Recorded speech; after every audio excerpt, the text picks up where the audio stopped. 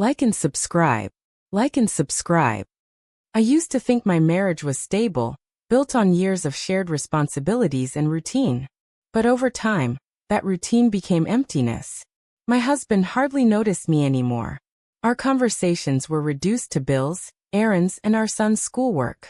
I felt invisible in my own home, and though I tried to bury the ache, it only grew heavier with every passing year. That's when I began noticing the smallest things from my son's best friend, and it scared me how much they mattered.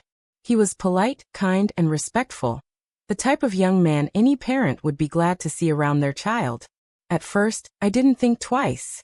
He was just another presence in the house, laughing with my son, grabbing snacks from the fridge, offering help with small things. But gradually, I realized how different his energy was. He actually looked people in the eyes when he spoke, and he had this habit of saying, "Thank you," even for the smallest gestures. It sounds silly, but when you've lived years without acknowledgement, those two words start to feel like treasures. I tried to shake off the thoughts. He was my son's best friend, much younger than me, and it was wrong to feel anything other than distant kindness.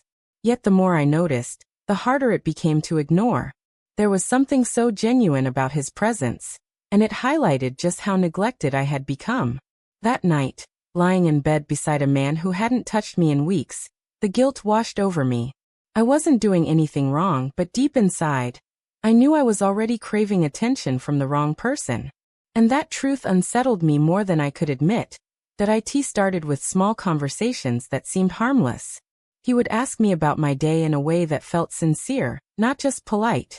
He actually listened, and when I answered, he looked at me like my words mattered. That simple act left me startled. My husband hadn't asked me that in years. One evening, after helping carry groceries inside, he stayed behind while my son rushed off. We talked about school, his ambitions, and how he sometimes felt like no one believed in him. I found myself giving advice, but in truth, I was the one feeling seen for the first time in so long. His compliments were never forced. They were subtle. "You always make the best meals," or "you give the kind of advice most people wish they had."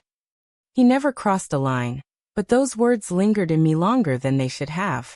I began to notice how he filled the silence with warmth, how his laughter seemed to brighten rooms that had felt cold for years. I told myself it was harmless, that he admired me in a respectful way, but deep down, I knew admiration was slowly turning into something more, and I couldn't ignore the pull growing between us. The night everything shifted was when I felt the weight of my marriage collapse on me all at once. My husband and I had argued again. Nothing explosive, just the usual cold exchange that reminded me how far apart we had grown. I sat alone, my chest tight, wondering when I had last felt wanted. He walked in quietly, noticing my eyes were red, and without hesitation he sat beside me. There was no judgment, no awkwardness, just a hand gently resting near mine as if to say, "You don't have to hold this alone." For a moment, I resisted, telling myself this was dangerous, but the comfort was overwhelming. When he told me I deserved better than silence, the words pierced through the walls I had built. His sincerity broke something in me, and when his fingers brushed against mine, I didn't pull away. It was a simple touch, yet it carried years of longing I had tried to bury. The kiss wasn't planned, wasn't even spoken about, it just happened. Soft, hesitant, almost fragile, but it lit something inside me I thought had died. I knew it was wrong, but in that moment, feeling alive again outweighed every warning in my head.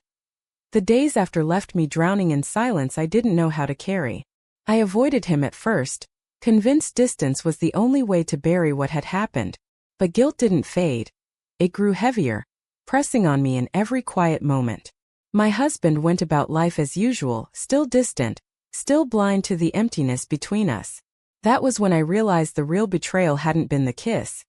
It was the years of neglect that pushed me toward someone who simply cared enough to notice me.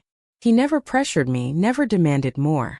Instead, he sent a message that cut through all the noise. He never wanted to hurt me. He only wanted me to remember I was worth more than the indifference I had accepted. Reading his words broke me in a way the kiss never could. It wasn't passion alone that drew me in. It was the kindness, the respect, the reminder that I was still a woman with value beyond chores and silence. I don't know what the future holds, I can't undo the choice we made, but I know one truth. His heart, young as it is, showed me more love than I had felt in years. And that changed me forever.